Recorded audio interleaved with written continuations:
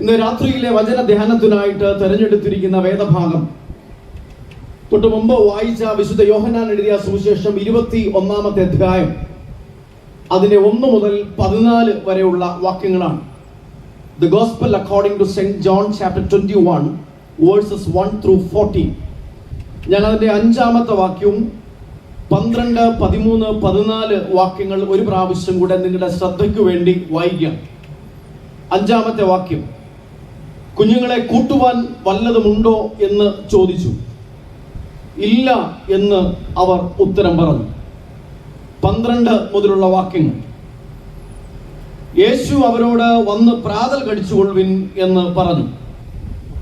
കർത്താവാകുന്നു എന്ന് അറിഞ്ഞിട്ട് ശിഷ്യന്മാരിൽ ഒരുത്തനും നീ ആരെന്ന് അവനോട് ചോദിപ്പാൻ തുനിഞ്ഞില്ല. യേശു വന്ന് അപ്പമെടുത്ത് അവർക്ക് കൊടുത്തു. മീനും അങ്ങനെ തന്നെ. യേശു മരിച്ചവരിൽ നിന്ന് ഉയർത്തെഴുന്നേറ്റ ശേഷം ഇങ്ങനെ 3-ാം പ്രാവശ്യം ശിഷ്യന്മാർക്ക് പ്രത്യക്ഷനായി. ചില നിമിഷങ്ങൾ നമുക്ക് ദൈവവചന ധ്യാനത്തിന് മുൻപായി കണ്ണുകളെ അടയ്ക്കാം. ദൈവത്തിന് സ്തോത്രം, ഹല്ലേലൂയ. ഈ കൺവെൻഷന്റെ ഇന്ന് രാത്രിയിൽ ദൈവമേ, ആഴമായി ദൈവവചനം എൻ്റെ ജീവിതത്തിൽ പരിവർത്തിക്കുവാൻ ഇടയാക്കണമേ എന്ന് നമുക്ക് ശ്രദ്ധയോടുകൂടെ ദൈവസന്നിധിയിൽ സമർപ്പിച്ചുകൊണ്ട് പ്രാർത്ഥിക്കാം. Price the Lord. സാധാരണ ഞാൻ എൻ്റെ കൺവെൻഷന്റെ പ്രസംഗങ്ങൾ അവസാനിപ്പിക്കുന്നത് 5, 10, 15 മിനിറ്റ് നേരം ദൈർഘ്യമുള്ള മധ്യസ്ഥ പ്രാർത്ഥനയിലൂടെയാണ്.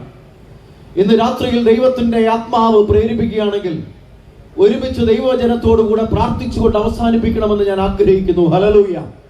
അതുകൊണ്ട് എല്ലാ ദൈവമക്കളും കണ്ണുകളെ ശാന്തമായി അടച്ചുകൊണ്ട് ഈ രാത്രിയിൽ ആഴമായി കർത്താവെ എന്നോട് സംസാരിക്കണമേ എന്ന് ഹൃദയം തുറന്നു പറയുവാൻ ദൈവമേ ഇടയാക്കണമേ എന്ന് നിങ്ങൾ പ്രാർത്ഥിച്ചാണ്ട്. ദൈവത്തിന് സ്തോത്രം.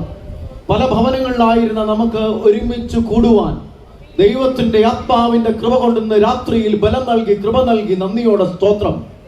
നിങ്ങൾ ഇങ്ങനെ പ്രാർത്ഥിക്കണം പ്രിയപ്പെട്ടവരെ.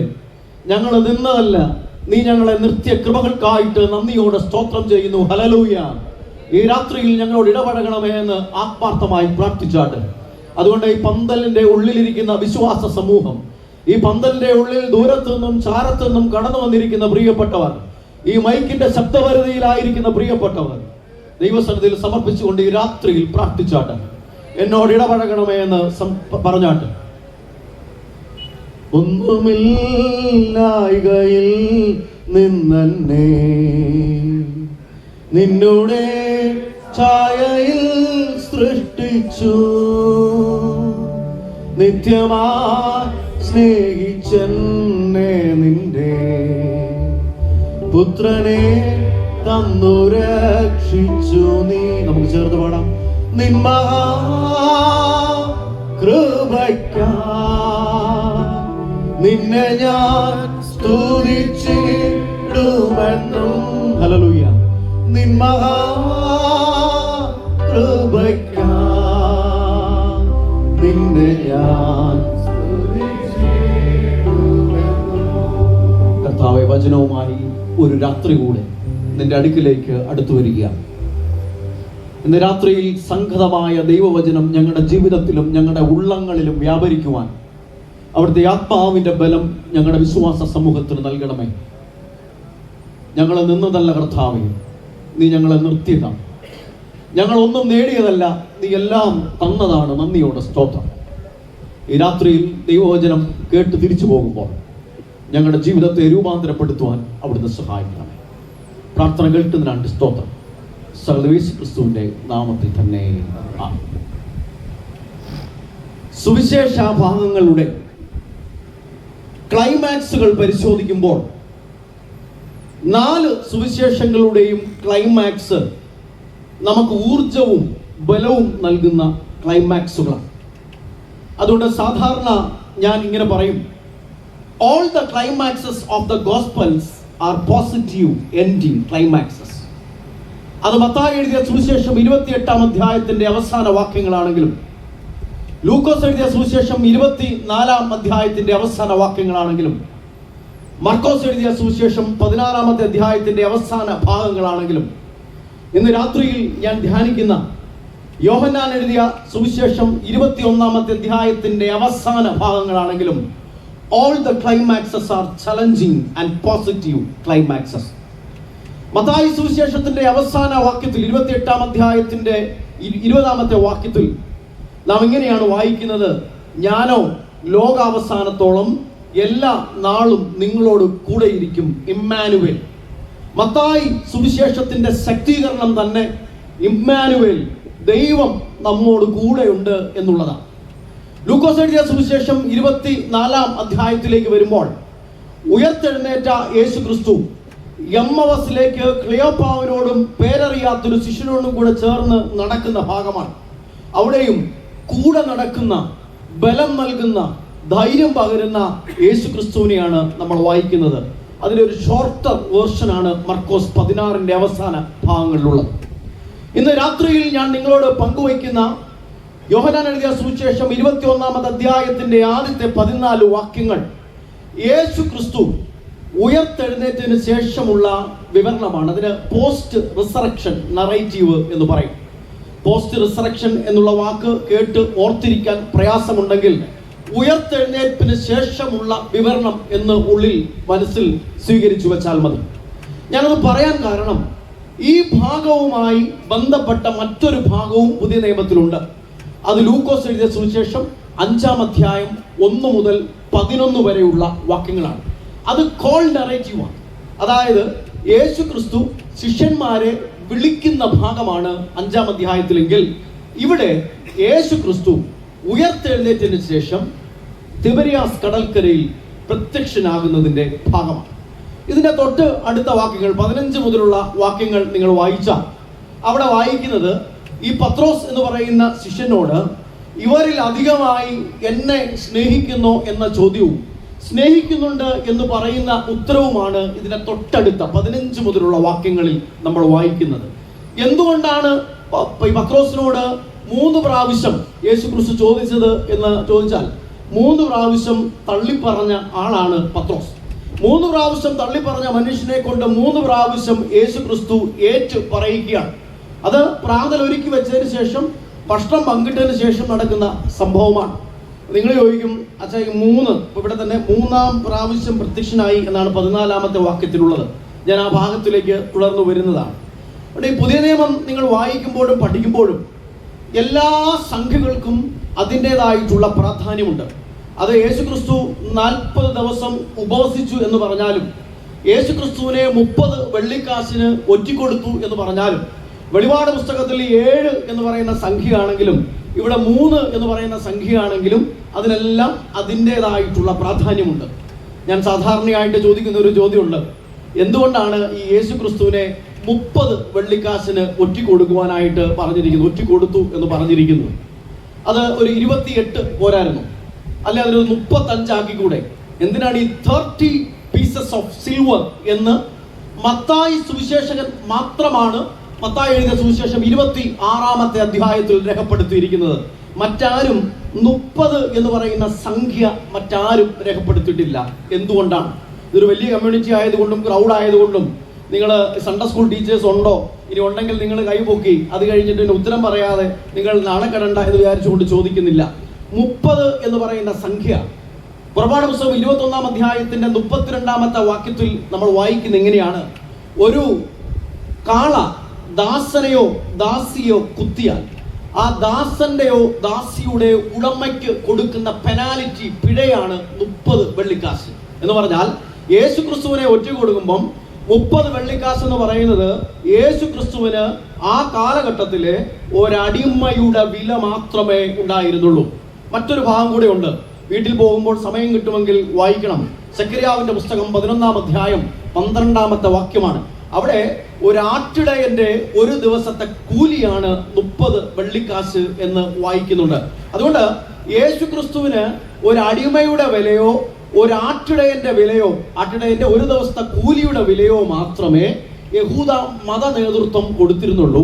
അതുകൊണ്ടാണ് ഈ യൂദ 30 വെള്ളിക്കാശിന് ഒറ്റിക്കൊടുക്കുവാനായിട്ട് തയ്യാറായത്. ഞാൻ ഒരു കൺവെൻഷന് ഇത് ചോദിച്ചപ്പോൾ കുറച്ച് കൊച്ചു പിള്ളേർ, നല്ല മിടുക്കരായിട്ട് പിള്ളേർ ഇങ്ങനെ പള്ളിക്കകത്തായതുകൊണ്ട് ബെഞ്ചിൽ ഇങ്ങനെ ഇരിക്കുകയാണ്. അപ്പോൾ ഒരുത്തൻ അവിടെ നിന്ന് പറഞ്ഞു, അച്ഛൻ ആ സമയത്ത് ഗൂഗിൾ പേ ഇല്ലാത്തതുകൊണ്ട് ചില്ലറ ലാഭിക്കാൻ വേണ്ടി ജൂഡസ് അങ്കിൾ ചെയ്തൊരു പണിയാണ് എന്ന് പറഞ്ഞു. അങ്ങനെയല്ല. അതുകൊണ്ട് യേശു ക്രിസ്തു 3-ാം പ്രാവശ്യം തിബരിയാസ് കടലിൽ പ്രത്യക്ഷനായി എന്ന് പറഞ്ഞാൽ അതിന് വളരെയധികം സിഗ്നിഫിക്കൻസ് ഉണ്ട്. നിങ്ങളിവിടെ വായിക്കുമ്പോൾ 20-ാമത്തെ അധ്യായത്തിന്റെ 19-ാമത്തെ വാക്യം ഒരാൾ വായിച്ചാട്ട്, തൊട്ട് മുമ്പുള്ള അധ്യായത്തിന്റെ 19-ാമത്തെ വാക്യം. ആഴ്ചവട്ടത്തിന്റെ 1-ാം നാൾ ആ ദിവസം ശിഷ്യന്മാരിരുന്ന സ്ഥലത്ത് യഹൂദന്മാരെ പേടിച്ച് വാതിലടച്ചിരിക്കെ യേശു എന്ന് നടുവിൽ നിന്നുകൊണ്ട് നിങ്ങൾക്ക് സമാധാനം അവരോട് പറഞ്ഞു. രണ്ട് പ്രധാന സംഗതികൾ. ഒന്നാമത്തെ പ്രത്യക്ഷമാകലാണ്. രണ്ട് പ്രധാന സംഗതികൾ നിങ്ങൾ അവിടെ ശ്രദ്ധിക്കണം. ഒന്ന്, യഹൂദന്മാരെ പേടിച്ച് അവർ വാതിലടച്ചിരിക്കുക. ശിഷ്യന്മാർ കഴിഞ്ഞ നാളുകളിൽ വിചാരിച്ചത് Jesus Christ will create a political kingdom. Yesu Kristu രാഷ്ട്രീയപരമായ ഒരു സാമ്രാജ്യം ഉണ്ടാക്കുകയും ആ സാമ്രാജ്യത്തിൽ അവർക്ക് വളരെയധികം സ്ഥാനം ലഭിക്കുകയും ചെയ്യും എന്ന് അവർ പ്രതീക്ഷിച്ചിരുന്നു. അത് നടക്കുന്നില്ല. യേശു ക്രിസ്തു മരണപ്പെടുന്നു. അതുകൊണ്ട് അവർ പേടിച്ചിരിക്കുകയാണ്. തങ്ങളുടെ ഗുരുവിനെ പിടിച്ചതുപോലെ തങ്ങളെയും പിടിച്ചു കൊല്ലും എന്നുള്ള ഭയത്തോടുകൂടി അവർ പേടിച്ചിരിക്കുമ്പോൾ യേശു ക്രിസ്തു വാതിൽ അടച്ചിരിക്കുന്നതിന്റെ ഉള്ളിൽ വന്നുകൊണ്ട് അവരോട് പറയുകയാണ്, നിങ്ങൾക്ക് സമാധാനം. അതുകൊണ്ട് ഒന്നാമത്തെ പ്രത്യക്ഷമാകൽ എന്ന് പറയുന്നത് അവരുടെ ഭയത്തിന്റെ ഇടത്തിലാണ് ഒന്നാമത്തെ പ്രത്യക്ഷമാകൽ. രണ്ടാമത്തെ പ്രത്യക്ഷമാകൽ അതിന് താഴോട്ടുണ്ട്. 26-ാമത്തെ വാക്യം വായിച്ചാട്ട്, 20-ന്റെ 26-ാം വാക്യം. ഗ്യാപ്പ് ശ്രദ്ധിച്ചോണം. 8 ദിവസം കഴിഞ്ഞപ്പോൾ പിന്നെയും അകത്തുകൂടി ഇരിക്കുകയാണ്. വ്യത്യാസം ഇതാണ്, തോമസ് അപ്പോസ്തലൻ അവരുടെ കൂടെ ഉണ്ടായിരുന്നു. ആദ്യത്തെ നറേറ്റീവിൽ തോമസ് ഇല്ല. വാതിലടച്ചിരിക്കുകയാണ്. നിങ്ങൾക്ക് സമാധാനമെന്ന് യേശു ക്രിസ്തു പിന്നെയും പറയുകയാണ്. ഈ നടുവിൽ വന്നു നിൽക്കുന്ന യേശു ക്രിസ്തു എന്ന് പറയുന്ന ചിന്ത വെളിപാട് പുസ്തകം 5-ാം അധ്യായത്തിലും 7-ാം അധ്യായത്തിലും അറുക്കപ്പെട്ട കുഞ്ഞാട് സിംഹാസനത്തിന്റെ മധ്യേ ഇരിക്കുന്നത് വളരെ വ്യക്തമായിട്ട് നമുക്ക് കാണാൻ പറ്റും. അതുകൊണ്ട് യേശു ക്രിസ്തു അവരുടെ ഭയത്തിന്റെ ഇടത്തിലേക്ക് വരികയാണ്. മൂന്നാമത്തെ പ്രത്യക്ഷമാകലിന്റെ പ്രത്യേകത എന്താണെന്ന് അറിയാമോ?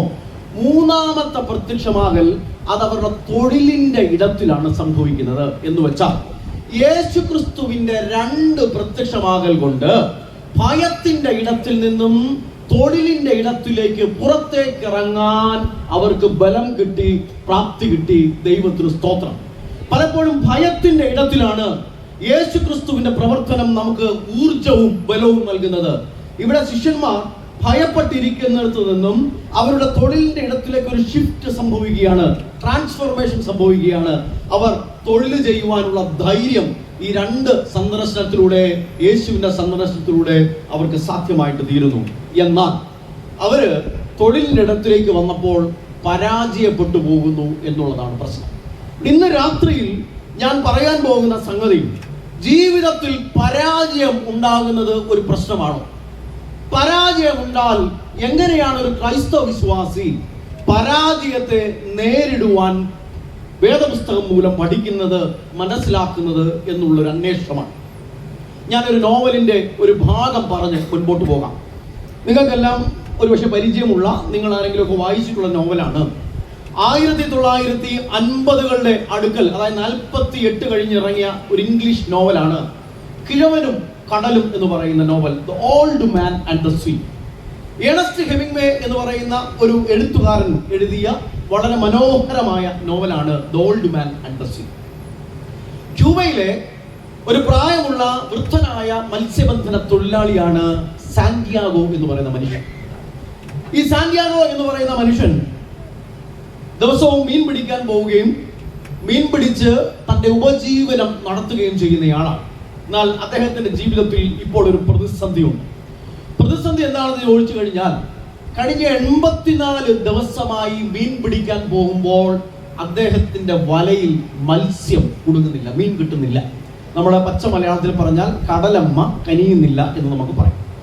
അപ്പോൾ 84 ദിവസം മീൻ പിടിക്കാൻ പോകുന്ന മനുഷ്യൻ ആദ്യം അദ്ദേഹത്തിന്റെ വീട്ടിലുള്ള കുറച്ച് ഭക്ഷണ സാധനങ്ങൾ കൊണ്ട് വീടിന്റെ പട്ടിണി മാറ്റുകയാണ്. എന്നാൽ പിന്നെ അത് കാൽപട്ടിണി, അരപ്പട്ടിണി, മുക്കാപ്പട്ടിണി, മുഴുപട്ടിണിയിലേക്ക് മാറുകയാണ്. 85ാമത്തെ ദിവസം ഈ മനുഷ്യൻ മീൻ പിടിക്കാൻ പോകുന്നതാണ് നോവലിന്റെ ഇതിവൃത്തം. അദ്ദേഹത്തിന്റെ കൂടെ കഴിഞ്ഞ നാളുകളിൽ അദ്ദേഹത്തെ സഹായിക്കാൻ പോയിക്കൊണ്ടിരുന്ന ഒരു ചെറുപ്പക്കാരനുണ്ട്. അവന്റെ പേര് മനോലിൻ എന്നാണ്. അവനൊരു ജോലിക്കാരനല്ല, അപ്രന്റിക്സ് എന്ന് പറയുന്ന തസ്തികയിൽ ജോലി ചെയ്യുന്നയാളാണ്. വൈകുന്നേരം മീൻ പിടിച്ചുകൊണ്ട് വന്നാൽ വല്ലതും കിട്ടിയാൽ കൊടുത്തുള്ളൂ. അപ്പൻഡിക്സ് അല്ല കേട്ടോ, അപ്രന്റിക്സ്.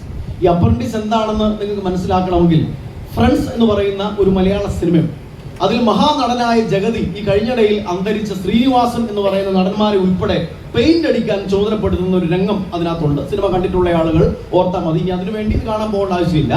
അത് പറഞ്ഞു കഴിഞ്ഞാൽ ശമ്പളമില്ല, എന്തെങ്കിലുമൊക്കെ കിട്ടും. അതായത് പണി കഴിയുമ്പോൾ എന്തെങ്കിലും ചെറുതായിട്ട് എന്തെങ്കിലും നൽകും, ചിലപ്പോൾ ഭക്ഷണമായിരിക്കും. അതുകൊണ്ട് ഈ മനോലിന് ശമ്പളമൊന്നുമില്ല. അവൻ കൂടെ പോകും, കുറച്ച് മീൻ വീട്ടിൽ കൊണ്ടുപോകും എന്നേ ഉള്ളൂ. എന്നാൽ കഴിഞ്ഞ കുറേ ദിവസങ്ങളായി മീൻ പിടിക്കാനായിട്ട് പോകുമ്പോൾ മീൻ കിട്ടാതെ വരുമ്പം അവന്റെ വീട്ടുകാർ അവനോട് പറഞ്ഞു, എടാ, ഭാഗ്യമില്ലാത്തവന്റെ കൂടെ നീ എന്തിനാണ് മീൻ പിടിക്കാൻ പോകുന്നത്? ഉദാഹരണത്തിന് മല്ലപ്പള്ളി ടൗണിൽ സ്കൂട്ടറിൽ 2 വീലറിൽ ഇറങ്ങിയ എപ്പോഴും പോലീസ് വെറ്റിയടിക്കുന്നവന്റെ കൂടെ നമ്മൾ ലിഫ്റ്റ് ചോദിച്ചു പോകുന്നില്ല. കാരണം അവനെ എപ്പം പോലീസ് കണ്ടാലും അവനെ പിടിക്കും. നമ്മൾ അവന്റെ പുറകെ കയറത്തില്ല. നമ്മൾ വെറുതെ എന്തിനാണ് വിലക്കട നിൽക്കുന്നത്? അതുകൊണ്ട് ഭാഗ്യമില്ലാത്തവന്റെ കൂടെ മീൻ പിടിക്കാൻ നീ എന്തിനാണ് പോകുന്നത്? അതുകൊണ്ട് അവൻ ഇപ്പം മീൻ പിടിക്കാൻ പോകുന്നില്ല. രാവിലെ ഇയാള് കടലിൽ മീൻ പിടിക്കാൻ പോകുമ്പോൾ കടൽത്തിരയിൽ വരും, കടലിനടുത്ത് വരും, കടൽക്കരയിൽ നിന്നിട്ട് ടാറ്റ വയ്യു പറയും, തിരിച്ചു പോകും. ഇയാള് ഒഴിഞ്ഞ വലയായിട്ട് വരും, കണ്ടിട്ട് അവൻ വീട്ടിൽ പോയി. ഇതാണ് പറ്റും. അപ്പോൾ 85ാമത്തെ ദിവസം സാന്റിയാഗോ എന്ന് പറയുന്ന പ്രായമുള്ള മനുഷ്യൻ മീൻ പിടിക്കാൻ പോവുകയാണ്. ഇന്ന് ഡു ഓർ ഡൈ ആണ് എന്ന് പറഞ്ഞാൽ ഒന്നുകിൽ മീൻ പിടിക്കുക അല്ലെങ്കിൽ ആത്മഹത്യയാണ് വഴി. അയാൾ അദ്ദേഹത്തിന്റെ മരക്കട്ട എടുത്തുകൊണ്ട് പോകുമ്പോൾ മനോലിൻ ടാറ്റ വയ്യൊക്കെ പറഞ്ഞു പിടിക്കുക, ഇന്ന് മീൻ പിടിച്ചേ പറ്റും. അദ്ദേഹം ആദ്യം ഒരു ശ്രമം നടത്തുന്നു, നടക്കുന്നില്ല. പിന്നെ ആഴക്കടലിലേക്ക്, പുറം കടലിലേക്ക് മീൻ പിടിക്കാൻ പോവുകയാണ്. നിങ്ങൾ ഓർക്കണം, ഇന്ന് മീൻ കിട്ടിയില്ലെങ്കിൽ വളരെയധികം പ്രതിസന്ധിയാണ്. അങ്ങനെ ആഴക്കടലിൽ അനേകം സമയത്തെ അധ്വാനത്തിന് ശേഷം അദ്ദേഹത്തിന്റെ വലയിൽ ഒരു ഒന്നാന്തരം മത്സ്യം കുടുങ്ങി. അദ്ദേഹത്തിന് വലിയ സന്തോഷമായി. 84 ദിവസത്തെ വറുതി പട്ടിണി അവസാനിക്കുകയാണ്. അദ്ദേഹം ഈ മീനുമായി തിരിച്ച് കടൽക്കരയിലേക്ക് തുഴയാൻ ശ്രമിക്കുമ്പോൾ മീന് ജീവനുണ്ടായതുകൊണ്ട് ആദ്യം വള്ളത്തിന്റെ കൺട്രോൾ അദ്ദേഹത്തിന് കിട്ടുന്നില്ല. അദ്ദേഹം വളരെ പാടുപെട്ട് ആവേശത്തോടെ കടൽക്കരയിലേക്ക് തുഴയുകയാണ്. തുഴഞ്ഞു വരുമ്പോൾ അദ്ദേഹം മനസ്സിലാക്കുന്നു, കടലിൽ വലയിൽ കിടക്കുന്ന തൻ്റെ മത്സ്യത്തെ കടലിൽ കിടക്കുന്ന മറ്റ് മത്സ്യങ്ങൾ വന്ന് അതിന്റെ മാംസം കുത്തിപ്പറിക്കാൻ ശ്രമിക്കും. ഈ കടലിൽ രക്തം കലർന്നാൽ ഈ അടിത്തട്ടിൽ കിടക്കുന്ന, അത് മനുഷ്യന്റെ ആണെങ്കിലും അടിത്തട്ടിൽ കിടക്കുന്ന മീനുകൾ പെട്ടെന്ന് കയറി വരും, എന്നിട്ട് ഇതിന്റെ മാംസം കൊത്താൻ തുടങ്ങും. അദ്ദേഹത്തിന്റെ പങ്കായം ഉപയോഗിച്ച് ഈ മറ്റു മത്സ്യങ്ങളെ ഓടിക്കാൻ ശ്രമിക്കുകയാണ്. ഒരു പരിധി വരെ വിജയിച്ചു. ആവേശത്തോടെ കടൽക്കരയിലേക്ക് വന്ന് വള്ളം വലിച്ചു കെട്ടി. അത് കഴിഞ്ഞിട്ട് പതിയെ വല അടുപ്പിച്ച് കടൽക്കരയിലേക്ക് ഇട്ടപ്പോൾ അദ്ദേഹത്തിന്റെ ചങ്ക് തകർന്നുപോയി. കടലിൽ വെച്ച് ഒരു ഒന്നാന്തരം മത്സ്യം അദ്ദേഹത്തിന് കിട്ടിയതാണ്. കടൽക്കരയിൽ വല വലിച്ചിടുമ്പോൾ അതിന്റെ സ്കെലിറ്റൻ, അസ്ഥിപഞ്ചരം മാത്രമേ ഉള്ളൂ. മാംസം മുഴുവനും മറ്റു മീനുകൾ കൊത്തിയെടുത്തിട്ടുണ്ട്. അദ്ദേഹം നിരാശനായിട്ട് 2 കൈയും വിരിച്ച് ആകാശത്ത് നോക്കി നക്ഷത്രങ്ങളെ നോക്കി കിടക്കുകയാണ്. ഹെമിംഗ്വേ നോവലിൽ എഴുതിയിരിക്കുന്നത് എങ്ങനെയാണ്?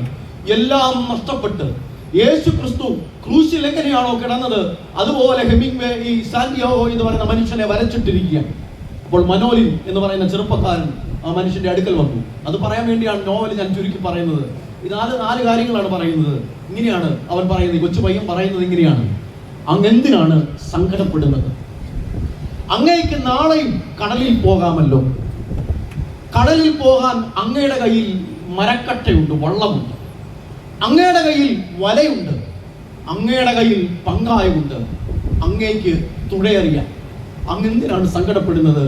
അങ്ങേക്ക് നാളെയും കടലിൽ പോകാമല്ലോ. ഒരു സെന്റൻസും കൂടെ ഞാൻ അതിനോട് ചേർത്ത് വെക്കുകയാണ്, ശ്രദ്ധിച്ചു കേട്ടോണം. കടലിൽ മീൻ നിറയ്ക്കാൻ അങ്ങയുടെ ദൈവം ജീവിച്ചിരിക്കുന്നത് കൊണ്ട് അങ്ങേ എന്തിനാണ് സങ്കടപ്പെടുന്നത്? അങ്ങേക്കും നാളെയും കടലിൽ പോകാമല്ലോ. ഇത് കേട്ടുകൊണ്ട് ഈ സാന്റിയാഗോ എന്ന് പറയുന്ന മനുഷ്യൻ കടലിലേക്ക് ആവേശത്തോടെ ഇറങ്ങിപ്പോകുന്നിടത്ത് വെച്ച് നോവൽ ഹെമിംഗ്വേ അവസാനിപ്പിക്കുകയാണ്. യേശുക്രിസ്തുവിന്റെ 7 ശിഷ്യന്മാർ യേശുക്രിസ്തുവിന്റെ സന്ദർശനം മൂലം പരാജയ ഭീതിയിൽ നിന്ന്, പേടിയിൽ നിന്നും അധ്വാനത്തിന്റെ ഇടത്തിലേക്ക് മാറുമ്പോഴും വീണ്ടും പരാജയത്തിലേക്ക് ചെന്ന് വീഴുകയാണ്. ഞാനിതിന്റെ 1-2 പ്രധാനപ്പെട്ട സംഗതികൾ പറഞ്ഞ് മുൻപോട്ട് പോകാം. ഒന്ന്, തിബരിയാസ് കടലാണ്. സാധാരണയായിട്ട് ഈ നമ്മൾ പഠിപ്പിക്കുമ്പോൾ പിള്ളേർക്ക് ചോദിക്കും, എന്താണ് ഈ തിബരിയാസ് കടൽ എന്ന് ചോദിക്കും. തിബരിയാസ് കടൽ എന്ന് പറഞ്ഞാൽ പുതിയ നിയമത്തിലെ ഗന്നസരത്ത് തടാകം, ഗലീല കടൽ എന്ന് പറയുന്ന പേര് തന്നെയാണ് തിബരിയാസിന്റെ മറ്റു പേരുകളാണ്. നിങ്ങൾ യോഹന്നാൻ എഴുതിയ സുവിശേഷം 6-ാം അധ്യായം അതിന്റെ 1-ാമത്തെ വാക്യം വായിച്ചാൽ അവിടെ തിബരിയാസ് എന്ന ഗലീല കടൽ എന്ന് നമുക്ക് വായിക്കാനായിട്ട് പറ്റും. പഴയ നിയമത്തിലേക്ക് വരുമ്പോൾ സംഖ്യാപുസ്തകം 34 അധ്യായത്തിൽ, ആവർത്തന പുസ്തകത്തിൽ, യോശുവയുടെ പുസ്തകത്തിലെല്ലാം ഈ തടാകമുണ്ട്. അതിന് കിന്നരേത്ത് അല്ലെങ്കിൽ കിന്നരോത്ത് എന്ന പേരാണ് പഴയ നിയമത്തിലുള്ളത്.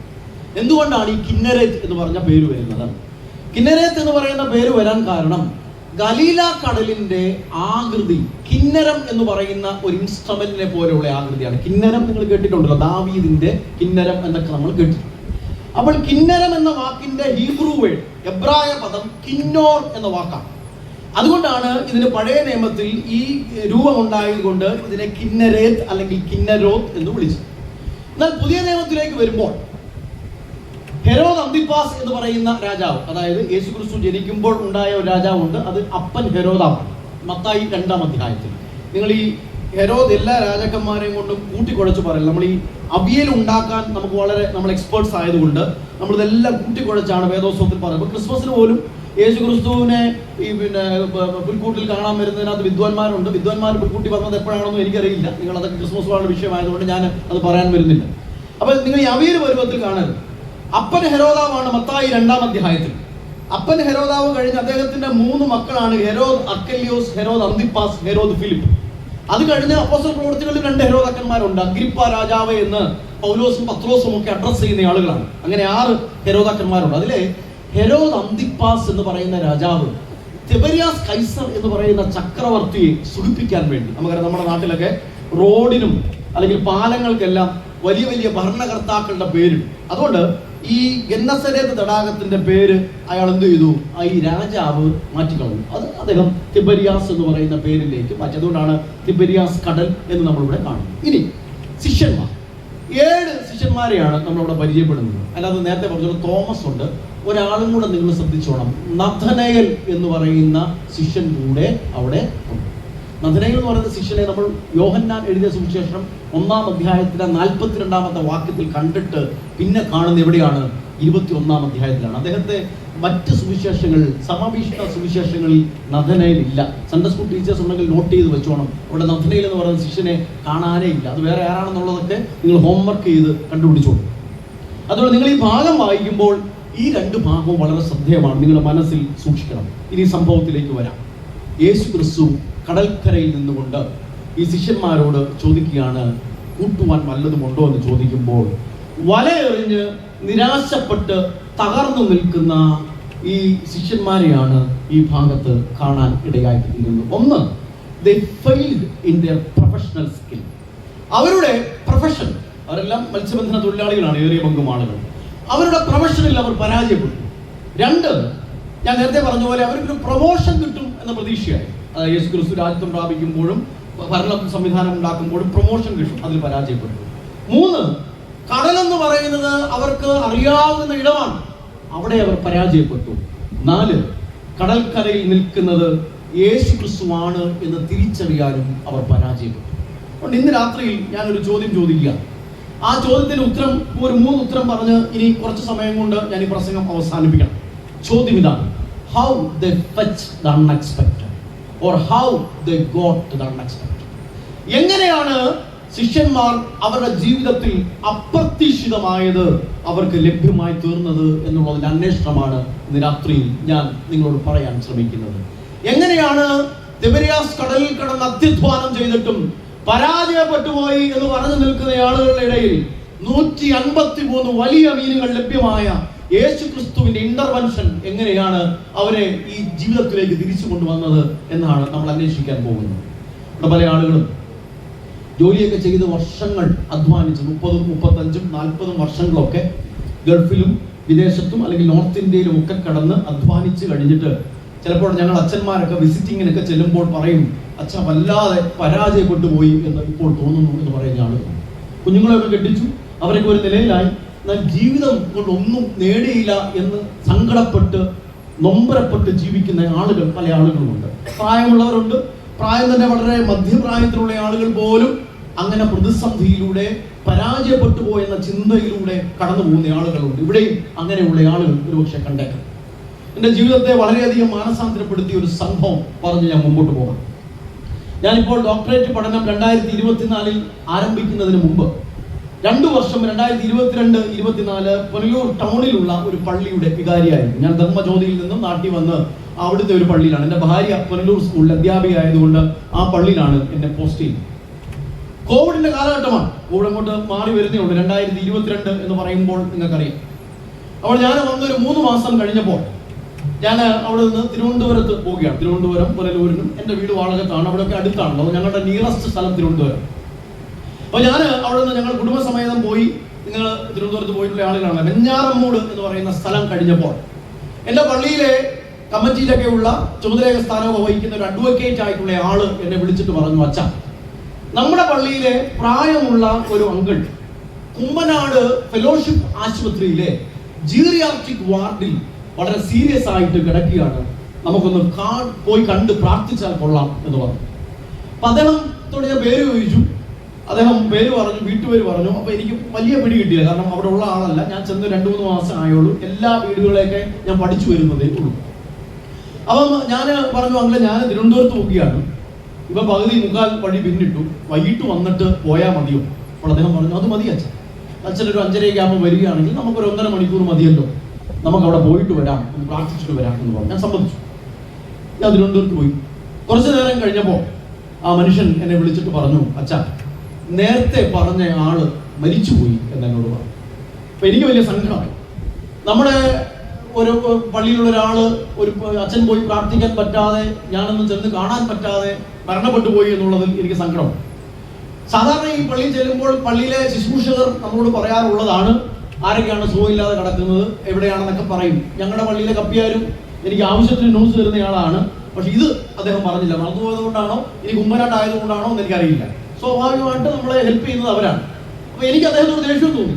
എന്നോടൊരു വാക്ക് പറഞ്ഞില്ലല്ലോ, ഈ മനുഷ്യനോടൊന്ന് പ്രാർത്ഥിക്കാൻ പറ്റിയില്ലല്ലോ എന്നുള്ള സങ്കടം. ഞാൻ തിരിച്ച് പാസ്റ്റേജിൽ വന്നു വൈകുന്നേരം. അതിന് ഞാൻ ഈ ഇടവക രജിസ്റ്റർ എടുത്ത്, ഇദ്ദേഹത്തെ പരിചയമില്ലാത്തത് കൊണ്ട് ഇടവക രജിസ്റ്റർ അന്വേഷിച്ച് അദ്ദേഹത്തിന്റെ പേര് നോക്കി, വീട്ടുപേര് നോക്കി പതിയെ കണ്ടുപിടിച്ചപ്പോൾ 1ാമത്തെ കോളത്തിൽ അയാളുടെ പേരുണ്ട്. 2ാമത്തെ കോളത്തിൽ അദ്ദേഹത്തിന്റെ ഭാര്യയുടെ പേരുണ്ട്. അവിടെ ഇങ്ങനെ അത് റിമാർക്കിൽ എഴുതിയിട്ടുണ്ട്, അവര് മരിച്ചു, ഇന്ന സെല്ലിൽ അടക്കിയിട്ടുണ്ട്, ആ പള്ളിയുടെ സെമിത്തേരിയിൽ അടക്കിയിട്ടുണ്ട്. 3, 4, 5 കോളങ്ങളിൽ അദ്ദേഹത്തിന്റെ 2 പെൺമക്കളുടെയും ഒരു മകന്റെയും പേരെഴുതിയിട്ടുണ്ട്. അവരുടെ ആരുടെയും കുടുംബത്തിന്റെ ഡീറ്റെയിൽസ് ഇല്ല. അവരുടെ 3 പേരുടെയും പേരിന്റെ മുമ്പിൽ DR എന്ന് എഴുതിയിട്ടുണ്ട്, ഡോക്ടേഴ്സ് എന്ന് എഴുതിയിട്ടുണ്ട്. അതിലെ ഏറ്റവും താഴെ റിമാർക്ക് കോളത്തിൽ എന്നോ ഇരുന്ന ഒരച്ഛൻ എഴുതി വെച്ചിട്ടുണ്ട്, all the 3 are medical doctors and all the 3 are residing at United Kingdom. ഏത് അച്ഛനാ എഴുതിയെന്ന് എനിക്കറിയില്ല. ഒപ്പിട്ട് വെച്ചേക്കൊണ്ട് എനിക്ക് പിടിയിട്ടില്ല. പേരെഴുതിയാലേ പിടികിട്ടും. നമുക്ക് ഈ ഒപ്പം എന്ന് പറഞ്ഞു കഴിഞ്ഞാൽ വലിയ പാടാ കണ്ടുപിടിക്കും. 3 പേരും ഡോക്ടേഴ്സ് ആണ്. 3 പേരും എവിടെയാണ്? UK-യിലാണ്. അവരുടെ ഫാമിലി ഡീറ്റെയിൽസ് ഒന്നുമില്ല. അപ്പൊ ഞാൻ ഈ ബർത്ത് ഡേറ്റ് നോക്കിയപ്പോൾ അവരെല്ലാം 50 വയസ്സിന് മുകളിലുള്ള ആളുകളാണ്. അപ്പോൾ കുടുംബം കാണും, ഇത് ചേർത്തിട്ടില്ല എന്നേ ഉള്ളൂ. അവൾ എൻ്റെ മനസ്സിൽ സ്വാഭാവികമായി വിദേശത്ത് മക്കളുള്ള ഒരപ്പൻ മരിക്കുമ്പോൾ മിനിമം ഒരു 5 ദിവസമെങ്കിലും കഴിഞ്ഞിട്ട് ഈ അടക്കം നടക്കത്തുള്ളൂ. അങ്ങനെ ഞാൻ എൻ്റെ മനസ്സിനെ സെറ്റ് ചെയ്തു. അത് വിദേശത്തില്ലെങ്കിലും നമ്മുടെ ഇപ്പോഴത്തെ ഒരു ഫാഷൻ, ഒരു 3 ദിവസമെങ്കിലും കഴിഞ്ഞ് നമ്മൾ അപ്പച്ചനെ അമ്മച്ചി മോർച്ചറി വെച്ച് ആവശ്യത്തിന് തണുപ്പ് കൊടുത്തിട്ട് നമ്മൾ അടക്കാറുള്ളത് ഇപ്പോഴത്തെ ഒരു രീതിയാണ്. അത് ഞാനും വരാനില്ലെങ്കിലും ആ സിസ്റ്റമാണ്. നമ്മുടെ അച്ഛനൊരു പണി കൊടുക്കാവുന്ന ചിന്തയോടെ, കാരണം അച്ഛൻ 3 ദിവസം കിടന്ന് നെട്ടോട് ഓടണം, പ്രാർത്ഥന അങ്ങോട്ടും ഇങ്ങോട്ട് ഓടമാണ് പാവപ്പെട്ടവരാണ്. അപ്പം ഞാനിങ്ങനെ ചിന്തിച്ചു 5 ദിവസം എടുക്കുമല്ലോ എന്ന് വെച്ചപ്പോൾ ഈ മനുഷ്യനെ വിളിച്ചു. അയാളാണ് എന്നോടൊക്കെ പറയുന്നത്. അയാൾ പറഞ്ഞു, അച്ഛാ, ഞാൻ രാത്രിയിൽ അച്ഛനെ ഒന്ന് തിരിച്ചു വിളിക്കാം. ഞാൻ പറഞ്ഞു, ഞങ്ങളെ ഒരു 2-3 ദിവസം എടുക്കുമല്ലോ എന്നപ്പോൾ പറഞ്ഞു, രാത്രിയിൽ വിളിക്കാമെന്ന്. രാത്രിയിൽ കുറച്ച് കഴിഞ്ഞപ്പോൾ അദ്ദേഹം വിളിച്ചിട്ട് പറഞ്ഞു, അച്ഛൻ നാളെ അടക്കാനുള്ള സൗകര്യം അച്ഛനുണ്ടോ? ഞാൻ നോക്കിയപ്പോൾ അതൊരു ചൊവ്വാഴ്ചയാണെന്ന് എൻ്റെ ഓർമ്മ. അന്ന് വലിയ പരിപാടിയൊന്നുമില്ല. ഇവിടെ സേവ്യാ സംഘത്തിന് ഒരു പ്രാർത്ഥനയുള്ളൂ, അത് മാറ്റി വെക്കാം. നാളെ അടക്കുന്നതിന് തടസ്സമില്ല എന്ന് ഞാൻ പറഞ്ഞു. അപ്പോൾ ഞാൻ ഞങ്ങളെ വരാനുള്ളവരൊക്കെ വന്നു. അപ്പോൾ പറഞ്ഞു, അച്ഛാ, മദ്രാസിൽ ഒരു സഹോദരിയുടെ മകനുണ്ട്, അവർ ഇന്ന് രാത്രിയിലെ ഫ്ലൈറ്റിൽ കയറിയ നാളെ വരും, വേറെ ആരും വരാനില്ല എന്ന് പറഞ്ഞു. ഞാൻ പറഞ്ഞു, നാളെ അടക്കാം. അപ്പോൾ 1ാം ഭാഗം ശുശ്രൂഷ കുമ്പനാട് ആശുപത്രിയുടെ ചാപ്പലിൽ അവിടുത്തെ അച്ഛൻ ചെയ്തു. 2, 3 അച്ഛൻ അവിടെ ചെയ്യണം പറഞ്ഞു. അങ്ങനെ പിറ്റേ ദിവസം 11 മണിയായപ്പോൾ ഈ മനുഷ്യന്റെ ശവശരീരം ഞാനിരുന്ന പള്ളിയിൽ കൊണ്ടു. വലിയ ആളൊന്നുമില്ല. കോവിഡ് ആയതുകൊണ്ട് എല്ലാവരും മാസ്ക് ഒക്കെ വെച്ച് നിൽക്കുകയാണ്. ഈ പഴയ ജനറേഷനേ ഉള്ളൂ, പുതിയ യോയോ ജനറേഷൻ ഒന്നും ഓടില്ല. കാരണം അവർക്കൊന്നും പിള്ളേരെ ഈ അദ്ദേഹത്തെ അറിയത്തില്ല. വലിയ കരയാനൊന്നും ആളില്ല. 2ാം ഭാഗം നടത്തി. 3ാം ഭാഗം അവിടുത്തെ സെമിത്തേരിയിലാണ്. സെമിത്തേരി നിങ്ങൾ പുല്ല് പോലുള്ള ആളുകൾ തൂക്കുവാലം കണ്ടിട്ടുണ്ടെന്ന് എന്നാണ് ചിന്ത. അല്ലെങ്കിൽ അടുത്ത ടൂറിന് പോയി തൂക്കുവാലം കാണണം. തൂക്കുവാരം കഴിഞ്ഞിട്ട് പോയി അപ്പൊ കുന്ന് കയറി പോകണം, വണ്ടി കയറി പോകത്തില്ല, ആംബുലൻസ് പോലും കയറി പോകത്തില്ല. അപ്പൊ ഞങ്ങൾ ഇങ്ങനെ പതിയെ ഈ മനുഷ്യൻ, ഞാൻ പോലും ആദ്യം കയറി പോയാൽ അണച്ചു. അപ്പൊ ഈ ഓരോ ബോഡി എടുത്ത് വരുന്ന ആളുകളെല്ലാം ക്ഷീണിക്കും. ഞാൻ ആദ്യമേ കയറി ചെന്നു. സെല്ലിന്റെ മുമ്പിൽ ഒരു ബെഞ്ച് ഇട്ടിട്ടുണ്ട്. ഇച്ചിരി കഴിഞ്ഞപ്പോൾ ഈ മനുഷ്യന്റെ ബോഡി എടുത്തുകൊണ്ടുവന്ന ആളുകൾ വന്ന് സെല്ലിന്റെ മുമ്പിൽ ബെഞ്ചിൽ ഇങ്ങനെ വെച്ചു. അപ്പൊ ഞാൻ ഇച്ചിരി കഴിഞ്ഞിട്ടൊക്കെ ഒരു പാട്ടുണ്ട്, ഞങ്ങളുടെ ലിറ്ററേച്ചറിൽ ഒരു പാട്ടുണ്ട്, ഹാ എന്തു ഖേദം ഈ കാഴ്ച അതിദുഃഖം എന്ന് പറയുന്ന പാട്ട്. അപ്പൊ നമ്മൾ അങ്ങോട്ട് ചെന്ന് ഈ അണപ്പൊക്കെ മാറിയാലേ അത് പാടാൻ പറ്റത്തുള്ളൂ. കാരണം കൂടെ ഇതല്ലെങ്കിൽ ക്ഷീണിച്ചിരിക്കുകയാണ്, കയറ്റം കയറി വന്നോണ്ട്. അപ്പൊ എല്ലാവരും വന്നു. ഞാൻ ചോദിച്ചു എല്ലാവരും വന്നു? അവർ പറഞ്ഞു എല്ലാവരും വന്നു. ഒരു 15 പേരൊക്കെ ഉള്ളൂ. അപ്പൊ ഞാൻ പാട്ട് പാടിയിട്ട് ഞങ്ങൾ മാർത്തോമാ ലിറ്ററേച്ചറിൽ മണ്ണിടണം, മുഖം മൂടുന്നതിന് മുമ്പ് മണ്ണിടണം. അപ്പോൾ ഞങ്ങള് മണ്ണിടുന്നതിന് മുഖം മൂടണം. അപ്പൊ ഞാൻ അന്നേരമാണ് ആലോചിക്കുന്നത്, മുഖം മൂടുക എന്ന് പറയുന്നത് ഒരു പ്രശ്നം. മുഖം മൂടുന്നത് സാധാരണ ആരാണ്? മക്കളാണ്. അപ്പൊ അത്ര നേരം ഞാൻ എൻ്റെ മനസ്സിൽ അങ്ങനെ ഒരു ചിന്തയെ വന്നിട്ടില്ല. അപ്പൊ ഞാൻ പറഞ്ഞു മുഖം മൂടാം എന്ന് പറഞ്ഞു. ഒരു മനുഷ്യനും അനങ്ങുന്നില്ല. അപ്പൊ പുറകെ ഒരുത്തം വിളിച്ചു പറഞ്ഞു, അച്ഛനങ്ങ് മൂടിക്കോളാൻ പറഞ്ഞു. എന്റെ അപ്പൻ എന്റെ 13ാമത്തെ വയസ്സിൽ മരിച്ചു പോയതാണ്. അന്ന് എന്റെ അമ്മയുടെ മൂത്ത സഹോദരന്റെ കയ്യിൽ പിടിച്ചുകൊണ്ട് എന്റെ അപ്പന്റെ മുഖത്തേക്ക് വെള്ളത്തുണി വലിച്ചിടുന്നത് എന്റെ ഉള്ളിൽ മിന്നായം പോലെ ഇപ്പോൾ ഓർമ്മയുണ്ട്. 28 വർഷത്തിന് മുമ്പാണ്. ഞാൻ ഞെട്ടിപ്പോയി. അത് കഴിഞ്ഞിട്ട് ഇതുവരെ എന്റെ 16 വർഷത്തെ ശുശ്രൂഷയിൽ ഒരു മനുഷ്യന്റെ മുഖത്തേക്കും തുണി വലിച്ചിടാൻ എനിക്ക് പറ്റിയിട്ടില്ല. അതിന്റെ ആവശ്യം വന്നിട്ടില്ല. ഞാന് കുറച്ചു നേരം ഞാൻ നമ്മൾ സ്റ്റക്കാവുക എന്ന് പറയുമല്ലോ, കാരണം ഞാൻ നേരത്തെ ഇത് ഫ്രെയിം ചെയ്ത് വെക്കാത്തത് കൊണ്ട് അന്താളിച്ചു പോയി. ഞാൻ ഈ സഹോദരിയുടെ മകൻ തൊട്ടപ്പുറത്ത് നിൽക്കുകയാണ്, ഈ വശത്ത് നിൽക്കുകയാണ്, ഞാൻ ഈ വശത്ത് നിൽക്കുകയാണ്.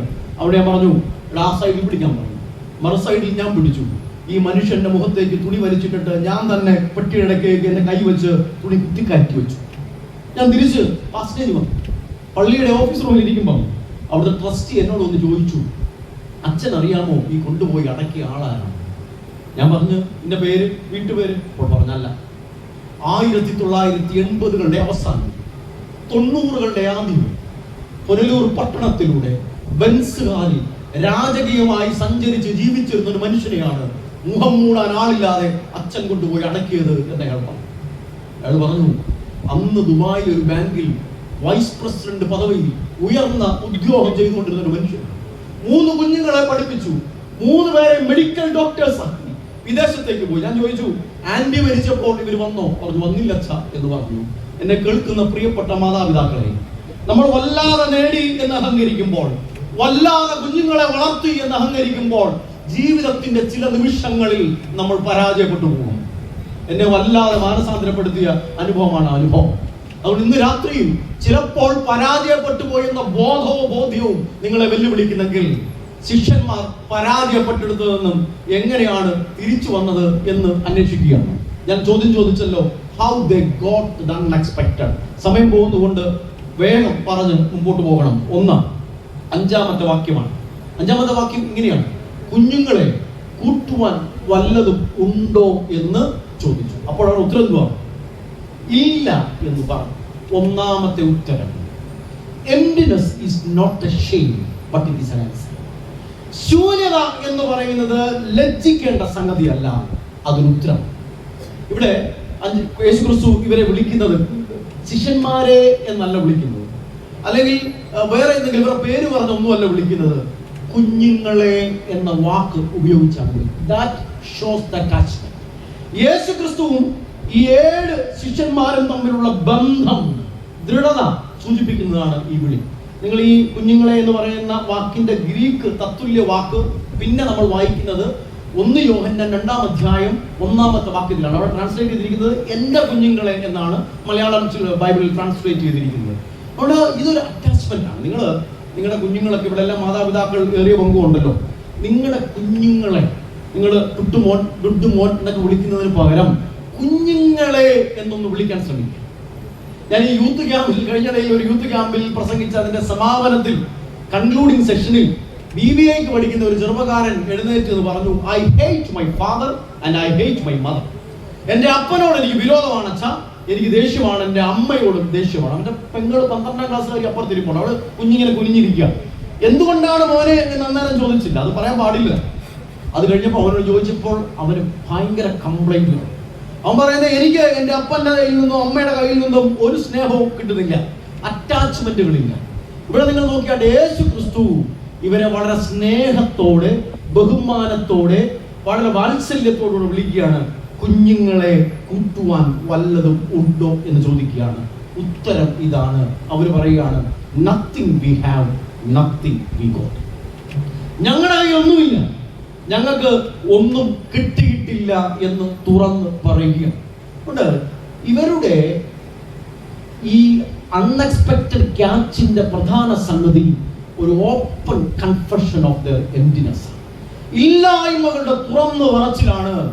ഈ അപ്രതീക്ഷിതമായി ഇവർക്കിത് ലഭ്യമായി തീരുവാനുള്ള കാരണം എന്നുള്ളത് നിങ്ങൾ മറക്കും. നമ്മുടെ പല ആളുകളും തുറന്നു പറയാൻ അത്ര താല്പര്യമുള്ള ആളുകളല്ല. അത് ദൈവത്തോടുമുള്ള തുറന്നു പറച്ചിലുണ്ടോ, ജീവിതത്തിൽ തന്നെ, കുടുംബജീവിതത്തിൽ തന്നെ ഭാര്യ ഭർത്താക്കന്മാർ തമ്മിലുള്ള തുറന്നു പറച്ചിലുണ്ടോ, നേരത്തെ ഞാൻ പറഞ്ഞ പോലെ ചെറുപ്പക്കാരായിട്ടുള്ള കുഞ്ഞുങ്ങൾക്ക് ഇവിടെ ഇരിക്കുന്ന മാതാപിതാക്കളോട് തുറന്നു പറയാൻ അവസരമുണ്ടോ, ഇതൊക്കെ നമ്മൾ ഈ കാലഘട്ടത്തിൽ അന്വേഷിക്കേണ്ടതാണ്. മലയാളികളെ സംബന്ധിച്ച് നമ്മൾ ഇച്ചിരി പൊങ്ങച്ചം പറയുന്ന ആളുകളാണ്. നമ്മുടെ പ്രധാനപ്പെട്ട 2 പ്രശ്നം, ഒന്ന് മറവിയും 2 പൊങ്ങച്ചമാണ്. ഇപ്പം ഇന്ന് തന്നെ കൺവെൻഷന് വരുന്ന ആളുകൾ നിങ്ങൾ വീട്ടിൽ നിന്ന് ഇറങ്ങി ഒരു കുറച്ച് മുമ്പോട്ട് പോയപ്പോഴാണ് മോട്ടോർ ഓഫ് ചെയ്തോന്ന് സംശയം, അല്ലെങ്കിൽ സ്റ്റൗ ഓഫ് ചെയ്തോന്ന് സംശയം. നിങ്ങൾക്കല്ല, എല്ലാ ആളുകൾക്കും ഉള്ള പ്രശ്നമാണ്. നമുക്കൊരു കുഴപ്പമാണ്. മറ്റൊന്ന് ഈ പൊങ്ങച്ചം ഇല്ലാത്തതൊക്കെ ഇങ്ങനെ കളത്തിയടിക്കുക. ഞങ്ങളുടെ അച്ഛന്മാരുടെ ഭാഷ പറഞ്ഞാൽ അതിനെ കളത്തിയടിക്കുക എന്നാണ് പറയുന്നത്. കാരണം ഒരു അച്ഛൻ വരുമ്പോൾ 1-ാം വർഷം ഭയങ്കരമായിട്ട് കളത്തി അങ്ങ് നിർത്തും, 2-ാം വർഷം ആ കളത്തിലൊന്ന് താഴ്ത്തും, 3-ാം വർഷം കളത്തി താഴെയിടും. അതാണ് ഒരു പ്രധാനപ്പെട്ട രീതി സാധാരണയായിട്ട് കണ്ടുകൊണ്ടിരിക്കുന്നത്. എനിക്കിപ്പോൾ പള്ളിയില്ലാത്തതുകൊണ്ട് അത് പറയുന്നതിനകത്ത് വിഷയമില്ല. അപ്പം ഇവിടെ ഇരിക്കുന്ന ഈ പള്ളി ഇരിക്കുന്ന അച്ഛന്മാർക്ക് പറയാൻ പറ്റത്തില്ല. അപ്പം നമ്മളിങ്ങനെ പൊങ്ങി പൊങ്ങി പറയുന്ന ആളുകൾ അതുകൊണ്ടല്ലേ ഈ ഞങ്ങൾ കഴിഞ്ഞിടയ്ക്ക് ഞാൻ കുറച്ച് നാളുകൾക്ക് മുമ്പ് വിസിറ്റിംഗ് ചെയ്ത ഒരു വീട്ടിൽ ഞാൻ ചോദിച്ചു, വീട്ടിൽ എത്ര കുഞ്ഞുങ്ങളുണ്ടെന്ന് അവിടുത്തെ ആൻറ്റിയോട് ചോദിച്ചപ്പം പുള്ളിക്കാരി എന്നോട് പറഞ്ഞു, വെച്ചാൽ 5G 4G 3G 2G എന്ന വാക്കുകളാണ് പുള്ളിക്കാരി ഉപയോഗിച്ചത്. അറിയാം, പിള്ളേർക്ക് പറഞ്ഞത് 5G അതാണ് നമ്മുടെ നാവിൽ ഇങ്ങനെ വന്നുകൊണ്ടിരിക്കുന്ന വാക്ക്. എന്നിട്ട് അവർ പറഞ്ഞു, അപ്പം ഞാനൊന്ന് കണ്ടടിച്ചു. അപ്പോൾ അവർ പറഞ്ഞു, അച്ഛാ 2 പ്രീപെയ്ഡും 1 പോസ്റ്റ് പെയ്ഡും. പ്രീപെയ്ഡ് എന്ന് പറഞ്ഞാൽ ആൺപിള്ളേർ, പോസ്റ്റ് പെയ്ഡ് എന്ന് പറഞ്ഞാൽ പെൺപിള്ളേർ. കാരണം പ്രീപെയ്ഡ് ശ്രീധരം പിന്നെ എവിടെ കണ്ടുവച്ചിട്ടുണ്ട്, കിട്ടും. പോസ്റ്റ് പെയ്ഡ് കല്യാണം കഴിക്കുമ്പോൾ ബില്ലടിച്ചു വിടും, കൊടുക്കണമെന്ന് പറഞ്ഞു. അപ്പോൾ നമ്മൾ ഈ വീട്ടിൽ വിസിറ്റ് ചെയ്യുമ്പോൾ നമ്മുടെ ഈ അങ്കിൾമാർ മിക്കവാറും വീട്ടിൽ കാണുന്നത്.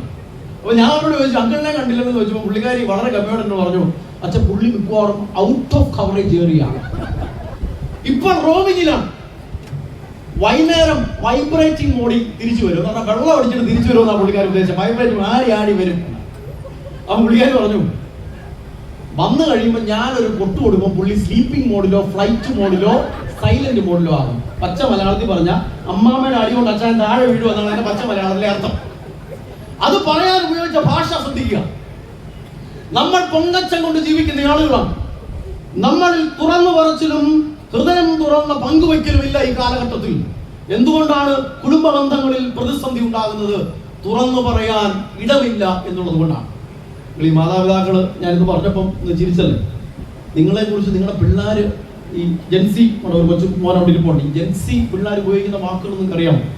കഴിഞ്ഞിടയിൽ ഒരുത്തനാണെങ്കിൽ അവൻ വീടിന്റെ മുകളിലത്തെ നിലയിലാണ്, അവന്റെ കൂട്ടുകാരെ താഴെ ബൈക്കിൽ ഗേറ്റിന്റെ പുറത്ത് ബൈക്ക് വന്നിട്ട് ഇവനെ പുറത്തു പോകാൻ വേണ്ടി വിളിക്കുകയാണ്. മുകളിലത്തെ നിലയിൽ സിറ്റൗട്ടിൽ നിന്നുകൊണ്ട് അവൻ വിളിച്ചു പറഞ്ഞു, എടാ റംബൂട്ടാൻ വീട്ടിലുണ്ട്, നീ വിട്ടോ, പുള്ളി ലോഗ് ഔട്ട് ചെയ്യുമ്പോൾ ഞാനങ്ങ് വന്നേക്കാം. അവൻ അപ്പനെ വിളിക്കുന്ന പേരാ റംബൂട്ടാൻ. ഈ റംബൂട്ടാൻ ഉണ്ടാക്കുന്ന എങ്ങനെ നിങ്ങൾക്ക് അറിയാമോ? റംബൂട്ടാൻ ഇങ്ങനെ വളർന്നത് ഈ വലയിട്ട, ഇവിടെ ഉണ്ടോ എന്ന് എനിക്കറിയത്തില്ല.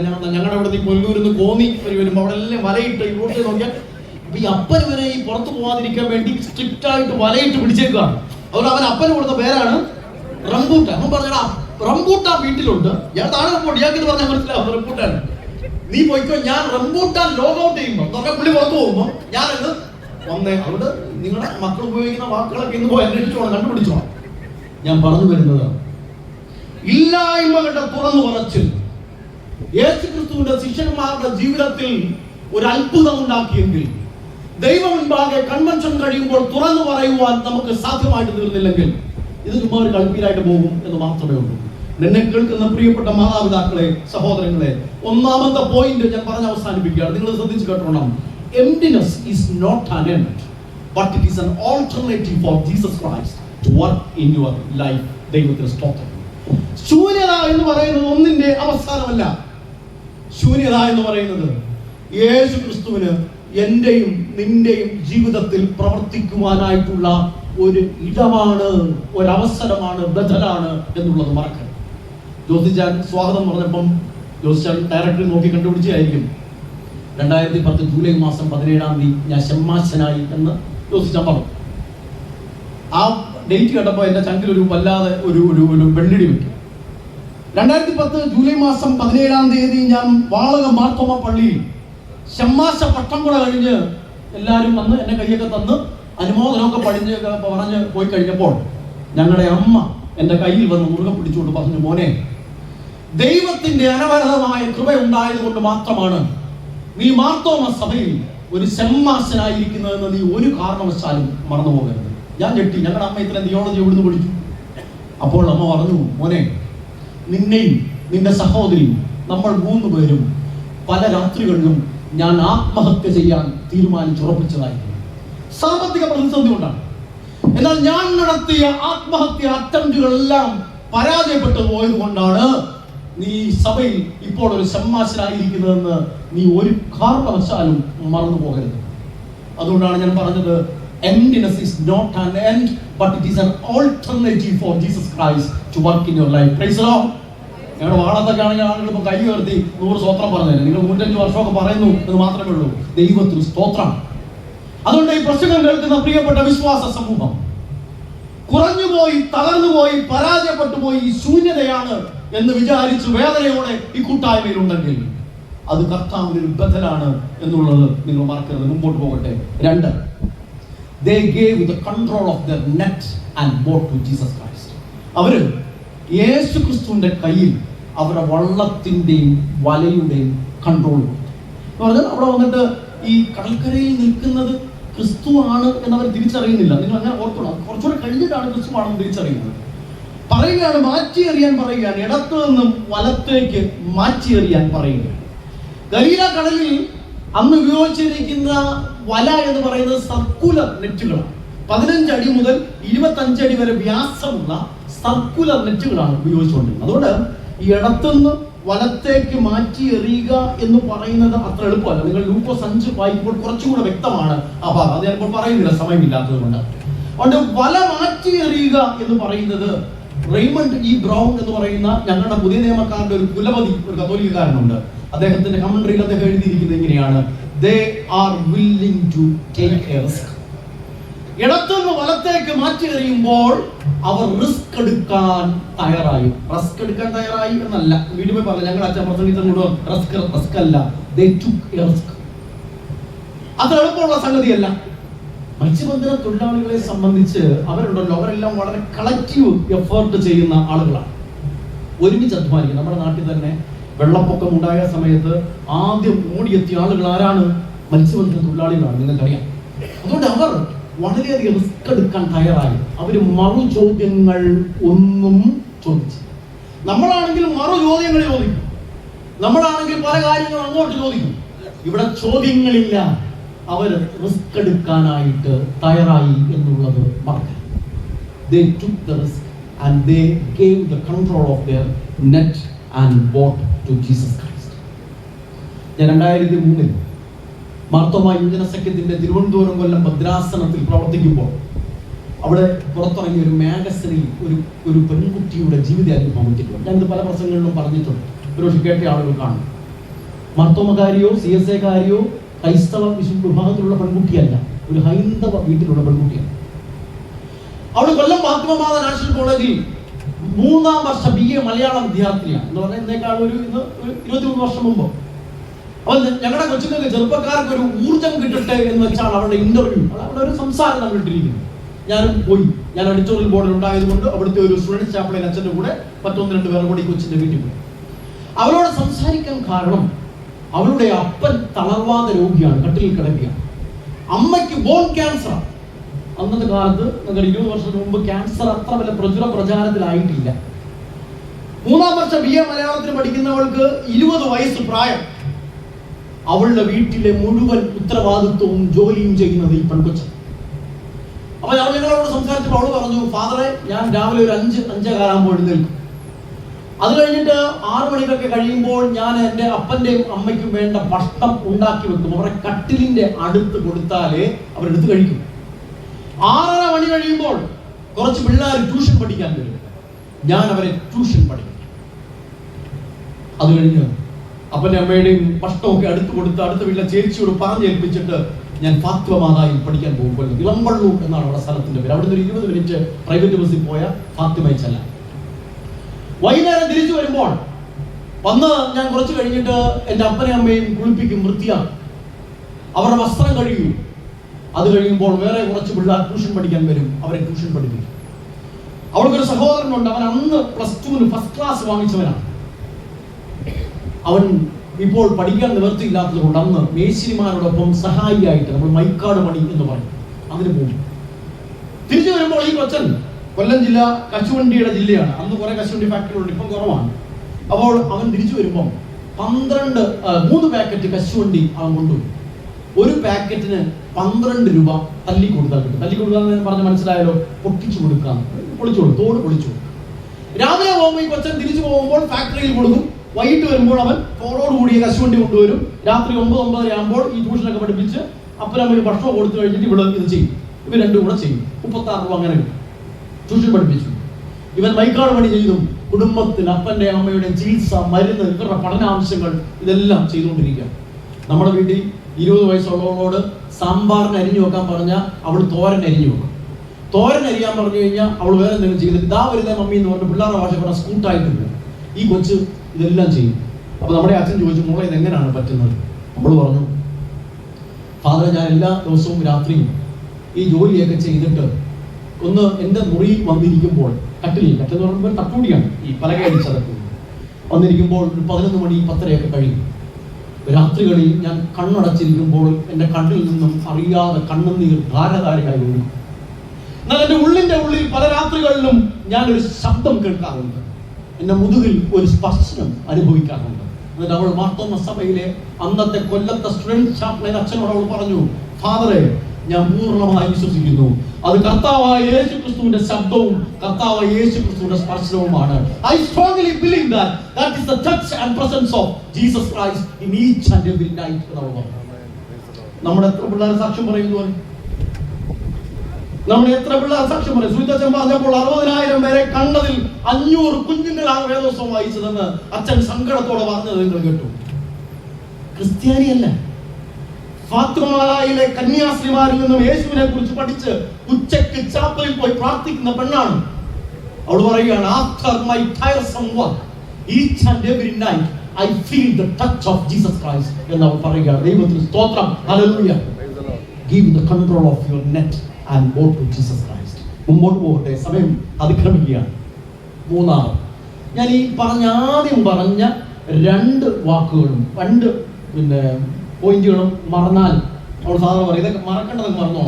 ഞാൻ മൂന്നാമത് പറയുന്ന പോയിന്റ് നിങ്ങൾ മറക്കരുത് കേട്ടോ. He knows where the best catch is waiting.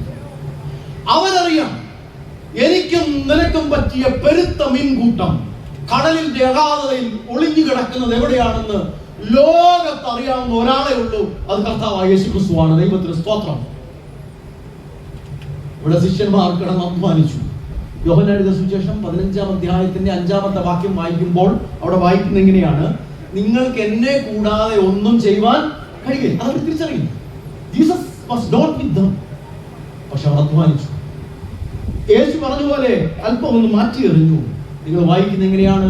153 വലിയ മീനുകൾ. വലിയ മീനുകൾ എന്ന് പറഞ്ഞാൽ അതിന്റെ ഇംഗ്ലീഷ് ട്രാൻസ്ലേഷൻ ഫിഷസ് എന്നുള്ള വാക്കാണ്. ഫിഷിന്റെ പ്ലൂറൽ സാധാരണ ഉപയോഗിക്കാറില്ല. ഞാൻ നേരത്തെ പറഞ്ഞ റെയ്മണ്ടി ബ്രൗൺ പറയുന്നത് പലതരത്തിലുള്ള മത്സ്യ സമ്പത്തുകൾ അവർക്ക് ലഭിച്ചു. ഒരു മീനല്ല, നമ്മൾ ഈ പല ചാള, മത്തി, അയില, ചൂര എന്നൊക്കെ പറയുന്ന പോലെ വലിയ മീനുകൾ അവരുടെ വലയിലേക്ക് കുടുങ്ങുവാൻ കാരണം. എന്നിട്ട് അവർ നോക്കുമ്പോൾ യേശു ക്രിസ്തു ചെയ്യുന്ന പ്രധാനപ്പെട്ട 3 കാര്യങ്ങളുണ്ട്. അതുകൊണ്ട് പറഞ്ഞ് ഞാൻ പ്രസംഗം അവസാനിപ്പിക്കും. യേശു ക്രിസ്തു ചെയ്യുന്ന എന്താണ് നിങ്ങൾ ശ്രദ്ധിച്ചോണം. 1, അവൻ അപ്പം ഉണ്ടാക്കി വെച്ചിരിക്കുകയാണ്. ഫുഡ്. രാത്രി മുഴുവനും കിടന്ന് അധ്വാനിച്ച ആളുകൾക്ക് വേണ്ടത് എന്താണ്? ഭക്ഷണമാണ്. അവൻ അപ്പം ഉണ്ടാക്കി കടൽക്കരയിൽ കാത്തിരിക്കുകയാണ്. പ്രിയപ്പെട്ടവരെ, നിങ്ങൾ കേട്ടോണം. ഞാൻ അല്പം ഒരു കടുത്ത 2 വാക്ക് ഉപയോഗിക്കുകയാണ്. This is the feminine imagery of Jesus Christ. യേശു ക്രിസ്തുവിന്റെ അമ്മത്വമാണ് നിങ്ങൾ തിബിരിയാസ് കടൽക്കരയിൽ കാണുന്നത്.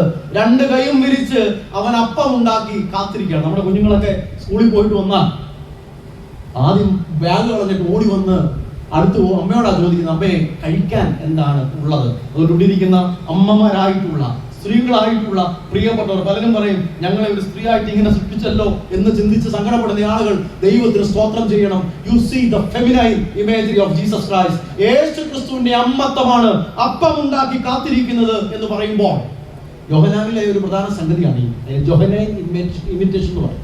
അത് യോഹന്നാന്റെ ക്ഷണമാണ്. Come and dine, come and see, വന്ന് കാണുന്നില്ല, വന്ന് ഭക്ഷണം കഴിക്കുക എന്ന് പറയുന്ന അനുഭവം ഇവിടെ അപ്പം ഉണ്ടാക്കി വിളിക്കുകയാണ്. കുഞ്ഞുങ്ങളെ വന്ന് പ്രാതൽ കൂട്ടുവാൻ വല്ലതും ഉണ്ടോ എന്ന് ചോദിച്ചെടുത്തു നിന്നും കഴിക്കാൻ ഉണ്ടാക്കി വെക്കുന്നതിലേക്കാണ് യേശു ക്രിസ്തുവിന്റെ അത്ഭുതങ്ങൾ ഇവിടെ നടക്കുന്നത്.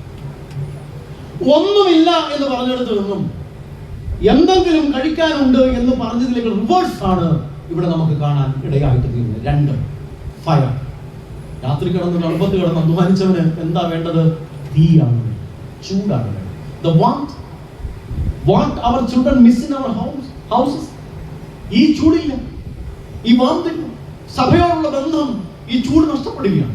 യേശുക്രിസ്തു പറയുകയാണ്, ഈ തീ അനുഭവിക്കുവാൻ ചൂട് അനുഭവിച്ച് തണുപ്പ് മാറ്റം വരാൻ പറയുകയാണ്. മൂന്ന്, ഫെലോഷിപ്പ്, കൂട്ടായ്മ ബന്ധത്തിലേക്ക് യേശുക്രിസ്തു വിളിക്കുക. എക്സ്പ്ലെയിൻ ചെയ്യാൻ സമയമില്ലാത്തതുകൊണ്ട് മുമ്പോട്ട് പോവുകയാണ്. എന്തെങ്കിലും നിങ്ങൾ എവിടെയെങ്കിലും വിളിക്കുമ്പോൾ ഇതെല്ലാം എക്സ്പ്ലെയിൻ ചെയ്ത് മാത്രം പറയാം. ഇതിന് മറ്റൊരു വശം കൂടെ ഉണ്ട്, അത് എസ്കറ്റോളജിയാണ്. എസ്കറ്റോളജി എന്ന് പറഞ്ഞാൽ യുഗാന്ത്യമാണ്. ഇവിടെ തിബരിയാസ് കടൽക്കരയിൽ രണ്ട് കൈയും വിരിച്ച് യേശു ക്രിസ്തു കാത്തിരിപ്പുണ്ട് എന്ന് പറയുമ്പോൾ ഭൂമിയിലെ നമ്മുടെ എല്ലാ അധ്വാനങ്ങളും അല്ലലുകളും കഴിഞ്ഞ് ഈ ലോകം വിട്ടുപോകുമ്പോൾ നമുക്ക് വേണ്ടി രണ്ട് കൈയും വിരിച്ചുകൊണ്ട് അവൻ ആ തീരത്ത് കാത്തിരിപ്പുണ്ടെന്നുള്ളതാണ് എസ്കറ്റോളജി. നമ്മൾ സാധാരണ പാടുമല്ലോ, വേഗം നാം ചേർന്നിടും ഭംഗിയേറിയ ആ തീരത്ത് നിന്ന്. മരണസമയങ്ങളിൽ നമ്മൾ പാടാറുണ്ട്, തീരമെന്ന് പറയുന്നത് അക്കരെ നാടാണ്.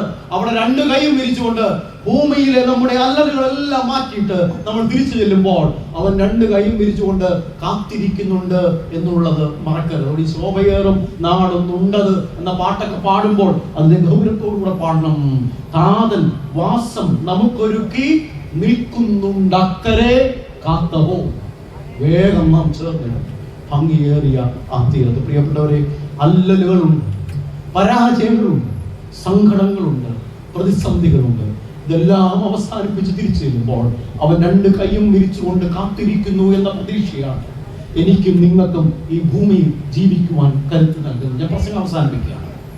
How they got the unexpected. അപ്രതീക്ഷിതമായത് എങ്ങനെയാണ് കിട്ടിയത്? മൂന്ന് കാര്യങ്ങളാണ് ഞാൻ പറഞ്ഞത്. ഒന്ന്, കുറവ്, ശൂന്യത എന്ന് പറയുന്നത് ലജ്ജാകരമായ നാണക്കേടുണ്ടാക്കുന്ന വസ്തുവായി അവർ കണ്ടില്ല. Emptiness is not a shame, but it is an alternative and an answer. രണ്ട്, they gave the control of their net and bought to Jesus Christ. മൂന്ന്, മറക്കരുത്. കാരണം ഇന്ന് നമ്മുടെ പോക്കറ്റടിച്ച് നമ്മുടെ കാശടിച്ചുകൊണ്ട് പോകാൻ നമ്മളെ കുറിച്ച് എല്ലാം അറിയാം എന്ന് പറഞ്ഞ് നടക്കുന്ന സ്പിരിച്വൽ ബിസിനസ് നടത്തുന്ന ആളുകൾ നമ്മുടെ ചുറ്റുപാടുകളുണ്ട്, ആത്മീയ വ്യാപാരികൾ. അതിന്റെ മധ്യമാണ് ഞാൻ പറയുന്നത്, അവനറിയാം എനിക്കും നിങ്ങൾക്കും പറ്റിയ പെരുത്തമീൻ കൂട്ടാൻ ഭൂമിയിൽ കടലിൽ എവിടെയാണ് ഒളിഞ്ഞു കിടക്കുന്നതെന്ന് ലോകത്തറിയാവുന്ന ആള് കർത്താവായ യേശു ക്രിസ്തു. നിങ്ങൾക്കറിയാമോ ആദിമസഭയുടെ പ്രതീക്ഷ എന്തായിരുന്നു? ആദിമസഭയ്ക്ക് ഈ പറയുന്ന പോലെ കൺവെൻഷൻ കൂട്ടായ്മയുണ്ടെന്നോ അല്ലെങ്കിൽ ബാങ്കിൽ പൈസ കിടപ്പുണ്ടോ, കെട്ടിടമുണ്ട്, വാടക കിട്ടും, പള്ളി ഉണ്ട് എന്നുള്ളതല്ല അവരുടെ പ്രതീക്ഷ. അവരുടെ സംഘടനകളുടെ മധ്യേ അവരുടെ ആകെ പ്രതീക്ഷ അറിയാമോ? കൊരിന്ത്യർക്ക് എഴുതിയ 1-ാം ലേഖനം 16-ാം അധ്യായം 22-ാമത്തെ വാക്യമാണ്, മാറാൻ അഥാ നമ്മുടെ കർത്താവ് വേഗം വരും. ആമീൻ, പ്രൈസ് ദി ലോർഡ്. പത്രോസ് എഴുതിയ ലേഖനത്തിൽ 1-ാം ലേഖനം 5-ാം അധ്യായത്തിൽ പത്രോസ് പറയുകയാണ്, ഉണർന്നിരിപ്പിൻ, നിർമ്മതരായിരിപ്പിൻ, അവൻ നമുക്കായി കരുതുന്നവനാകിയാൽ നമ്മുടെ സകല ചിന്താകുലവും അവന്റെ മേൽ ഈ ധൈര്യത്തോടുകൂടെ തിരിച്ചു. എനിക്ക് രണ്ട് കുഞ്ഞുങ്ങളാണ്. മൂത്ത മോൻ, രണ്ടാമത്തെ മോളാണ്. രണ്ടാമത്തെ മോളുടെ പേര് കാരിസ് എന്നാണ്. അവൾക്ക് ഇപ്പോൾ 9 വയസ്സുണ്ട്. 2025 ഡിസംബർ 5 ആയപ്പോൾ അവൾക്ക് 9 വയസ്സ് പൂർത്തീകരിച്ചു. 2016 ഡിസംബർ മാസം 5-ാം തീയതിയാണ് അവളെ സിസേറിയൻ വഴി പുറത്തെടുക്കുന്നത്. അന്ന് ഞാൻ പെരലൂരിനടുത്തുള്ള ഒരു പള്ളിയിൽ ആണ് ശുശ്രൂഷ ചെയ്യുന്നത്. 2016 എൻ്റെ ഭാര്യ പ്രഗ്നന്റ് ആയിരിക്കുമ്പോൾ സ്കാനിങ്ങിന് വേണ്ടി കൊല്ലൂർ ടൗണിലുള്ള ഒരു ആശുപത്രിയിൽ പോയി. 4 മാസം പ്രഗ്നന്റ്. അവിടെ ചെന്ന് അവിടെ ഒരു ഗൈനോക്കോളജിസ്റ്റ് ആയിട്ട് ഉള്ള ഒരു ഡോക്ടർ, ക്രിസ്ത്യാനിയായ ഒരു ഡോക്ടറിനെ കണ്ടു. അവർ സ്കാനിങ് കഴിഞ്ഞിട്ട് എന്നോട് പറഞ്ഞു, ഫാദറെ, കൊച്ചമ്മയുടെ ഫീറ്റസിന്റെ വളർച്ചയൊക്കെ ഓക്കെയാണ്, പക്ഷെ ഒരു ചെറിയ പ്രശ്നമുണ്ട്. ഞാൻ ചോദിച്ചു, ഡോക്ടർ എന്താണ്? അപ്പോൾ പറഞ്ഞു, കുഞ്ഞിന്റെ ഫീമർ ബോണിന്റെ വളർച്ചയ്ക്ക് 4 ആഴ്ചയുടെ കുറവുണ്ട് എന്ന് പറഞ്ഞു. നമുക്ക് ഫീമർ ബോൺ എന്താണോ ഫിമറൽ എന്താണോ എന്ന് നമുക്കറിയില്ല. കാരണം ഞങ്ങൾ രണ്ടുപേരും സയൻസ് പഠിച്ചവരല്ല. അപ്പൊ ഞാൻ ചോദിച്ചു, ഡോക്ടർ എന്താണ് ഈ പ്രശ്നം? അപ്പോൾ പറഞ്ഞു, അത് 4 മാസം വളർച്ചയുള്ള ഫീറ്റസിന്റെ ഫിമറൽ അതായത് കാലിന്റെ നീളം വരുന്ന എല്ലാം ഫീമർ ബോൺ, അത് അതുപോലെ വളർച്ചയിൽ വരണം. പക്ഷെ ഇതിനൊരു ഗ്യാപ്പുണ്ട്. ഞാൻ ചോദിച്ചു, മരുന്ന് വല്ലതും കൊടുക്കാൻ പറ്റുമോ? അവർ പറഞ്ഞു, ഫാദറെ, മരുന്നൊന്നുമില്ല, നമുക്ക് നല്ല വിശ്വാസിയാണ്, നമുക്ക് പ്രാർത്ഥിക്കാം, ചില കേസസ് റിക്കവറായി വന്നിട്ടുണ്ട്. ഫാദർ ധൈര്യമായിട്ട് പോകാൻ പറഞ്ഞു. ഞങ്ങൾക്ക് ടെൻഷൻ. അപ്പൊ എൻ്റെ കയ്യിൽ അന്ന് ഈ സ്മാർട്ട് ഫോൺ ഇല്ല, ഇന്റർനെറ്റ് ഉള്ള വീട്ടിൽ ലാപ്ടോപ്പിലാണ് ഇന്റർനെറ്റ് നോക്കുന്നത്. അവിടെ നിന്ന് 15 മിനിറ്റ് ഡ്രൈവ് ചെയ്താൽ മതി. ഞാൻ വളരെ പെട്ടെന്ന് വീട്ടിൽ ചെന്നു, പാസ്റ്റേജിൽ ചെന്നു. ഇന്റർനെറ്റിൽ ഗൂഗിളിൽ നിന്ന് ഞാൻ നോക്കി, what is femur bone, what is femur length. അപ്പൊ കുറേ കാര്യങ്ങൾ ഇങ്ങനെ വന്നു. അത് ഈ ചാറ്റ് GPT ഒന്നുമില്ല, ഗൂഗിളാണ് നമ്മുടെ സഹായം. അതിനകത്ത് എഴുതി 4 ആഴ്ച എന്നുള്ളത് 6 ആഴ്ച ഗ്യാപ്പിൽ ഉള്ള കുഞ്ഞാണെങ്കിൽ ഞങ്ങൾക്കുണ്ടാകാൻ പോകുന്ന കൊച്ച് ഡ്വാർഫിസം ബാധിച്ച, കുള്ളു ബാധിച്ച ഒരു കൊച്ചു കുഞ്ഞായിരിക്കും ഞങ്ങളുടെ കുഞ്ഞ്. അപ്പൊ ഞാൻ കുറെ റിവ്യൂ ഒക്കെ നോക്കി. അപ്പൊ ചിലവരൊക്കെ എഴുതിയിട്ടുണ്ട്, ഗ്യാപ്പ് കൂടിയിട്ടുണ്ട്, ഗ്യാപ്പ് കുറഞ്ഞിട്ടുണ്ട്, റിക്കവർ ആയിട്ടുണ്ട്, അവസാന മാസങ്ങളിലാണ് വളർച്ച. ഇവിടെ മെഡിക്കൽ ഫീൽഡിൽ ബന്ധപ്പെട്ട ആളുകൾ ഉണ്ടെങ്കിൽ നിങ്ങൾക്കറിയാം, ഞങ്ങൾക്ക് സങ്കടം. ഞങ്ങൾ ആരോടും പറഞ്ഞില്ല. ഞാൻ എൻ്റെ സഹോദരി നേഴ്സ് ആയതുകൊണ്ട് അവളോട് പറഞ്ഞു, എൻ്റെ ഭാര്യയുടെ വീട്ടിൽ പറഞ്ഞില്ല, എൻ്റെ വീട്ടിൽ പറഞ്ഞു, ഞങ്ങളുടെ പള്ളിയിൽ ഒരു മനുഷ്യനോടും പറഞ്ഞില്ല. അല്ലെങ്കിൽ ഒരു അച്ഛന്റെ മനസ്സിന്റെ പ്രതിസന്ധി, ഒരു വേദന, സങ്കടം പള്ളിയിൽ ആരോടെങ്കിലും തുറന്നു പറയാൻ പറ്റുമെന്ന് എനിക്ക് അറിയത്തില്ല. പറഞ്ഞിട്ട് തിരിച്ചു വന്ന് പാസ്റ്റേജ് വരുന്നതിന് മുമ്പ് അത് ഏഷ്യാനെറ്റ് ന്യൂസിന്റെ ഫ്ലാഷ് ന്യൂസിലോ മനോരമ ന്യൂസിന്റെ ഫ്ലാഷ് ന്യൂസിലോ എഴുതി കാണിക്കും. ഇവിടുത്തെ കാര്യം എനിക്ക് അറിയത്തില്ല, ഞങ്ങൾ അവിടുത്തെ കാര്യമാണ്. അവിടെ ഞങ്ങൾ ആരോടും പറഞ്ഞില്ല, പ്രാർത്ഥിച്ചു. എൻ്റെ ഭാര്യ കുറെ കൂടെ സങ്കടത്തോടെ പ്രാർത്ഥിച്ചു. 6-ാം മാസം സ്കാനിങ്ങിന് ചെന്നു. അവർ സ്കാനിങ് നോക്കിയിട്ട് പറഞ്ഞു, അച്ഛാ, ഇതിനകത്ത് വലിയ മാറ്റമില്ല, അതുകൊണ്ട് ഇനി ഒരു അഡ്വാൻസ് മിഷൻ വഴി സ്കാൻ ചെയ്യണം. അത് വിടില്ല, അത് പുറത്തേ ഉള്ളൂ, എഴുതി തന്നു, അവിടെ പോകണം. 8-ാം മാസത്തെ സ്കാനിങ്ങിന് ഞങ്ങൾ പോവുകയാണ്. 8-ാം മാസം സ്കാനിങ്ങിന് പോകുന്ന സമയത്ത് അതിന്റെ തലേന്ന് രാത്രിയിൽ വളരെ സങ്കടമാണ്. അപ്പോഴാണ് ഈ കൊട്ടാര കൺവെൻഷന് വാട്ട് കൊടുക്കേണ്ട സമയം. അപ്പൊ എന്റെ മനസ്സിൽ ദൈവം തമ്പുരാൻ ഒരു വരി നൽകി, യേശു അല്ലാതെ പാരിൽ ആശ്രയം വേറെ ആരുണ്ട്, സ്നേഹമോടെ എന്നെ ചേർത്തണയ്ക്കുവാൻ വേറെ ആരുണ്ട്. എന്റെ സ്റ്റാൻസ് എങ്ങനെയാണ്? നാളെ എന്നുള്ള ഭാരമേറുമ്പോൾ നയനങ്ങൾ നിറയുന്ന നേരം. 2021 മാരാമണിൽ നിങ്ങളൊരു പാട്ട് പാടി, ഓവുകൾ നിറയുമെന്ന് പറയുന്ന പാട്ട്. അത് ഇതുപോലെ മറ്റൊരു പുസ്തകത്തിലാണ്, സമയമില്ലാത്തതുകൊണ്ട് ഞാൻ വിടുകയാണ്. ഞാൻ 2 വരെയും ഞാൻ എഴുതിയുള്ളൂ. നാളെ എൻ്റെ ഭാരം എന്ന് പറയുന്നത്, ഞാൻ സ്കാനിങ്ങിന് പോവുകയാണ് എൻ്റെ ഭാര്യയെ കൊണ്ട്. അവിടെ ചെന്നു സ്കാനിങ് നടത്തി. അവരെന്നോട് പറഞ്ഞു, അച്ഛാ, ഗ്യാപ്പ് കൂടിയിട്ടില്ല എന്നുള്ളത് പോസിറ്റീവ് സൈൻ. നമുക്ക് ഇന്ന ദിവസം സിസേറിയൻ ചെയ്യാം, ഇനിയിപ്പോൾ ഒന്നും നോക്കാനില്ല, ദൈവം തമ്പുരാൻ പ്രവർത്തിക്കട്ടെ എന്ന് പറഞ്ഞു. അങ്ങനെ 2016 ഡിസംബർ മാസം 5-ാം തീയതി ഉച്ച കഴിഞ്ഞപ്പോൾ എൻ്റെ ഭാര്യയെ സിസേറിയൻ നടത്തി. കുഞ്ഞിനെ പുറത്തെടുത്ത് നേഴ്സ് എൻ്റെ കയ്യിൽ ഒരു വെള്ള തുണിയിൽ പൊതിഞ്ഞിട്ട് എൻ്റെ കയ്യിൽ കൊണ്ടുവന്നു. ഞാൻ ആദ്യം പെങ്ങളെയാണ് വിളിക്കുന്നത്. അവൾ പറഞ്ഞു, അച്ചാച്ചൻ കുഞ്ഞിന് കയ്യും കാലും ഉണ്ടോ എന്ന് നോക്കിക്കോളാൻ പറഞ്ഞു. ഞാൻ നോക്കിയപ്പോൾ കയ്യും കാലും ഒക്കെ ഉണ്ട്. അപ്പൊ ഞങ്ങളുടെ പള്ളിക്കാരെല്ലാം ഉണ്ട് അവിടെ. പള്ളിക്കാരെല്ലാം ഇങ്ങോട്ട് വന്ന് ഇടിച്ച് കയറി നോക്കിയിട്ടു, ഇത് അച്ഛൻ്റെ മൂക്കാണ്, കൊച്ചമ്മയുടെ ചെവിയാണ്, അച്ഛൻ്റെ അമ്മയുടെ മുടിയാണ്. ഇത് പറയും. എൻ്റെ മനസ്സിലെ ടെൻഷൻ എന്താണ്? എൻ്റെ കുഞ്ഞിന്റെ കൈയിലെ കാലിന്റെ വളർച്ചയാണ് എൻ്റെ ടെൻഷൻ. അവർ പറഞ്ഞൊരു പീഡിയാട്രീഷ്യനെ കാണിക്കണം. ഉടൻ കൊണ്ട് പീഡിയാട്രീഷ്യനെ കാണിച്ചു. അയാൾ പറഞ്ഞു, 2 വയസ്സ് കഴിയാതെ ഫീമർ ബോണിന്റെ ലെന്ത് എക്സ്റേ ചെയ്യാൻ പറ്റത്തില്ല. ഇപ്പൊ കുഴപ്പമൊന്നുമില്ല, അച്ഛൻ പോകാൻ പറഞ്ഞു. ഞങ്ങൾ അവർക്ക് പേരിട്ടു കാരിസ്. കാരിസ് എന്ന് പറഞ്ഞാൽ ദൈവകൃപ എന്നാണ് അർത്ഥം, കൃപ എന്നാണ് അർത്ഥം, ഗ്രേസ് എന്നാണ് അർത്ഥം.